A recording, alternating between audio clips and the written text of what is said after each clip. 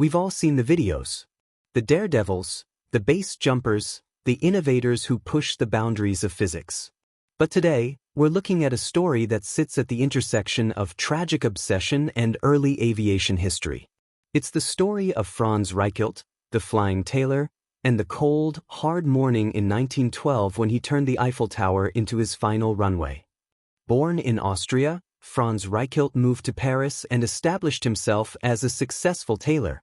But Reichelt was a man haunted by a singular goal: to create a parachute suit that would allow aviators to escape crippled planes safely. In an era where aviation was in its infancy and fatal crashes were daily news, his mission was noble. However, his prototypes, heavy, cumbersome garments made of rubberized silk and canvas, constantly failed during tests with weighted dummies. Reichelt became convinced that his failures were due to the height of the tests. He needed more altitude. He petitioned the Parisian authorities for permission to test his suit from the first platform of the Eiffel Tower, roughly 187 feet, 57 meters, above the ground. After years of persistence, he finally received a permit, though the authorities believed he would only be using a dummy. February 4, 1912. The morning was freezing.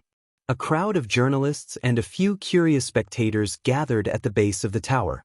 Reichelt arrived, not in a test jumpsuit, but in his own invention. When the onlookers realized he intended to jump himself, the atmosphere shifted from curiosity to dread. He spent 40 seconds at the railing, weighing his own life against his life's work. The wind whipped his coat. He checked his laces. He didn't hesitate for long. He stepped off. The tragedy unfolded in seconds.